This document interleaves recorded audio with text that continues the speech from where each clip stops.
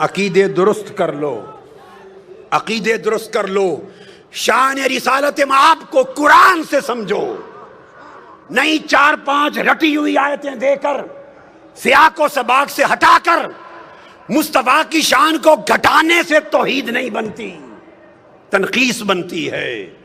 حضور کی شان اقدس اور عقیدہ رسالت کا ایک باب اور ہے، وہ یہ کہ آج ہم میں سے کئی لوگ ہم میں اس بات سے بھی گھبراتے ہیں کہ حضور کو وسیلہ بنانا چاہیے یا نہیں، اور یہ خیال کہ توسل کا کوئی بیان نہیں ہے عقیدہ دین میں اور توحید میں، یہ بھی انکار۔ وسیلہ کا لفظ کسی نے نہیں کہا، خود وسیلہ کا لفظ قرآن نے دیا ہے، اور ارشاد فرمایا گیا یا ایھا الذین آمنوا اتقوا اللہ وابتغوا الیہ الوسیلہ وجاہدوا فی سبیلہ لعلکم تفلحون۔ ایمان والو، اللہ سے ڈرو اور اللہ کا قرب پانے کے لیے اس تک کوئی وسیلہ تلاش کرو۔ سورہ مائدہ آیت نمبر 35، پھر اللہ پاک نے فرمایا اولئک الذین یدعون یبتغون الی ربہم الوسیلہ ایہم اقرب ویرجون رحمتہ۔ یہ لوگ جو پوجا کرتے، عبادت کرتے ہیں، کچھ لوگ ملائکہ کی، فرشتوں کی پوجا کرتے ہیں، کچھ لوگ جنات کی کرتے تھے، کچھ لوگ حضرت عیسیٰ کی، کچھ حضرت عزیر کی، کچھ ان کے بت بنا کے پوجا کرتے۔ قرآن نے کہا جن کی یہ عبادت کرتے ہیں، خواہ وہ حضرت عیسیٰ ہیں یا حضرت عزیر، خواہ وہ جنات ہیں یا ملائکہ، جن کے بت بنا کے عبادت کرتے ہیں، قرآن نے کہا ان کا اپنا عالم یہ ہے کہ یبتغون الی ربہم الوسیلہ، وہ خود خدا کا قرب چاہنے کے لیے وسیلہ تلاش کرتے ہیں۔ ایہم اقرب، کہ کون خدا کے زیادہ قریب ہے تاکہ اسے وسیلہ بنائے اور خدا کا قرب پالے۔ تو قرآن مجید نے اللہ کے مقرب بندوں کو وسیلہ بنانا قرآن نے نص کے ذریعے واجب بنا دیا۔ ارے وسیلے کو عقیدہ توحید کے خلاف سمجھنا، یہ قرآن کا انکار اور شریعت قرآنی کی سے جہالت۔ پوچھو حضرت یوسف علیہ السلام سے، جب ان کے والد حضرت یعقوب علیہ السلام کی بینائی چلی گئی تھی اور ان کے 11 بھائی حاضر ہوئے مصر میں، جب وہ وزیر تھے، بادشاہ تھے مصر کے، اور بتایا کہ حضرت یعقوب آپ کے والد آپ کے غم میں، جب ملاقات ہو گئی تھی، غم میں رو رو کے بینائی دے بیٹھے۔ اب قرآن کہتا ہے جب پتہ چل گیا کہ بینائی چلی گئی تو کیا کرتے؟ یوسف علیہ السلام ہاتھ اٹھا کے دعا کرتے، عرض کرتے باری تعالیٰ میرے والد حضرت یعقوب کی بینائی لوٹا دے۔ آج صرف یہی طریقہ بتایا جاتا ہے نا، صرف یہ۔ تو یوسف علیہ السلام نے یہ کام نہیں کیا، کر سکتے تھے۔ اللہ کے پیغمبر سے بہتر توحید کو کون جانتا ہے؟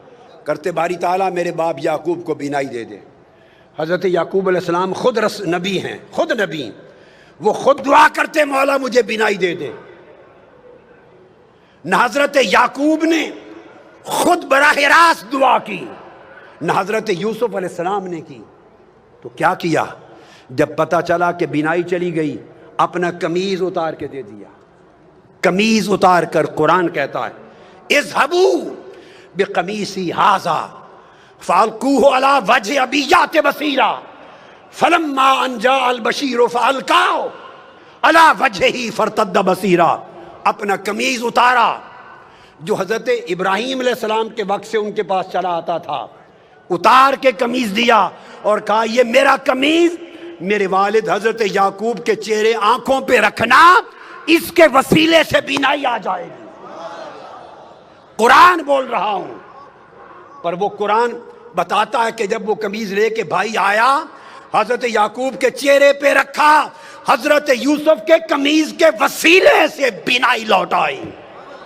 اب وسیلے کا انکار کرنا دو پیغمبروں کی سنت کا انکار ہے اور قرآن مجید کی نص کا انکار ہے۔ یہ کیسی توحید ہے جو تمہیں وسیلے سے دور لے جا رہی ہے؟ آقا علیہ السلام کی اپنی سنت دیکھیے کیا ہے کہ حضور خود بھی وسیلے سے دعا کرتے۔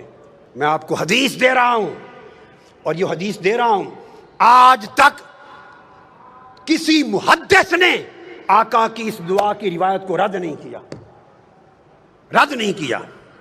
اور وہ دعا کیا ہے کہ سیدنا علی المرتضیٰ کرم اللہ وجہ الکریم کی والدہ ماجدہ جب وفات پا گئیں، حضرت فاطمہ بنت اسد بن ہاشم آقا علیہ السلام کی چچی تھی، پالا تھا، پیار کیا تھا، وفات ہو گئی جب تو آقا کو بڑا غم تھا، ان کی قبر کھودی، مولا علی المرتضیٰ کی والدہ حضرت فاطمہ بنت اسد جب قبر کھودی تو آقا علیہ السلام خود قبر میں لیٹ گئے،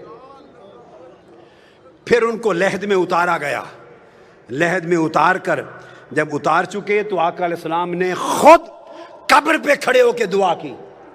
اب جو دعائے مصطفیٰ حضرت فاطمہ بنت اسد ام علی مرتضیٰ کی قبر پر آقا نے کی ہے، وہ دعا سنیے۔ اس کے بعد وسیلہ مصطفیٰ کا انکار کرنا، اس کو چاہیے کہ دین اسلام چھوڑ دے، وہ بے ایمان۔ کسی محدث نے اس کو رد نہیں کیا۔ آپ نے دعا کی اور دعا کی اللہم اللذیم اللہ الذی یحیی و یمیت و حی لا یموت اغفر لأمی فاطمہ بنت اسد ولقنہا حجتہا۔ اے اللہ جو زندہ اور سلامت ہے اور قائم و دائم ہے، جو فوت نہیں ہوتا، میری ماں فاطمہ بن اسد کی بخشش فرما، اس کو اس کے کلمہ کی تلقین فرما، اور آگے وَوَسِّعْ عَلَيْهَا مَدْخَلَهَا، اس کی قبر کو اس پر وسیع کر دے، بے حق کے نبی کا، تجھے تیرے نبی محمد مصطفیٰ کا وسیلہ۔ آقا علیہ السلام دعا کر رہے ہیں، فرمایا وَسِّعْ عَلَيْهَا مَدْخَلَهَا بِحَقِّ نَبِيِّكَ، بالا باری تعالیٰ تجھے میرا واسطہ، میرا وسیلہ، محمد مصطفیٰ کا وسیلہ، اس کی قبر کو وسیع کر دے۔ وَالْأَنْبِيَاءَ الَّذِينَ مِنْ قَبْلِ، اور ان سب نبیوں کا واسطہ، وسیلہ جو مجھ سے پہلے ہوئے۔ اب یہ کہنا کہ اس طریقے سے دعا کرنا جائز نہیں کہ نبی کے واسطے سے بخش دے، نبیوں کے واسطے سے بخش دے، فلاں کے وسط کے وسیلے سے بخش دے، ایسا اگر کوئی شخص کہے تو اس سے بڑا جاہل کوئی نہیں ہے قرآن اور حدیث کا۔ ارے وسیلہ مصطفیٰ کے بغیر تو آپ کے ہمارے باپ حضرت آدم کی توبہ بھی قبول نہ ہوتی۔ سیدنا فاروق اعظم نے کہا کہ آقا علیہ السلام نے فرمایا، آدم علیہ السلام جب زمین پہ آئے تو دعا کی، یا ربی اسألک بحق محمد لما غفرت لی، میں تجھے واسطہ محمد مصطفیٰ سے بخشش مانگتا ہوں۔ اللہ نے فرمایا فقد غفرت لک ولولا محمد ما خلقتک، آدم تو نے مصطفیٰ کا وسیلہ پیش کیا ہے، میں نے تیری خطا معاف کر دی، اگر محمد نہ ہوتے تو تجھے بھی پیدا نہ کرتا۔ میں نے اختصار سے بتا دیا، اور اس کو میں نے کہا کہ ابن تیمیہ نے بھی تک نے اس کی تصریح اور تائید کی، اور امام طبرانی نے حدیث صحیح کے ساتھ تائید کی۔ کون انکار کر سکتا ہے سوائے اس شخص کے جو جاہل ہے، جس نے عربی کتابیں کبھی کھول کے نہیں دیکھی، جس کو 2 سطریں پڑھنی نہیں آتی، اور وہ لوگوں کے سامنے عقیدہ بیان کرتا ہے۔ دعائے وسیلہ تاجدار کائنات نے سکھائی، کون ہے مصطفیٰ کی سکھلائی ہوئی دعائے وسیلہ کا جو انکار کرے؟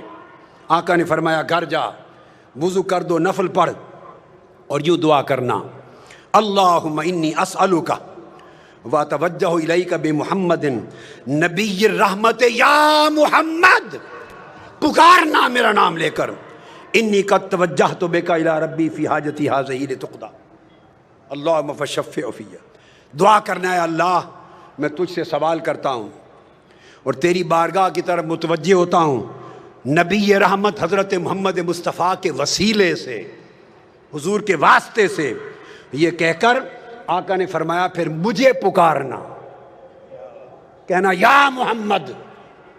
آج لوگ کہتے ہیں کہ حضور کو پکارنا جائز نہیں، ارے جائز ناجائز کی شریعت آپ نے اور میں نے بنائی ہے، جائز ناجائز والی شریعت مصطفیٰ نے بنائی ہے، یہ حق نہ تجھے ہے نہ مجھے ہے، یہ حق مصطفیٰ کو ہے۔ مصطفیٰ خود فرمائیں گھر جا کے دعا کر کے مجھے پکار کے کہنا یا محمد۔ تم حضور کے منکر ہو.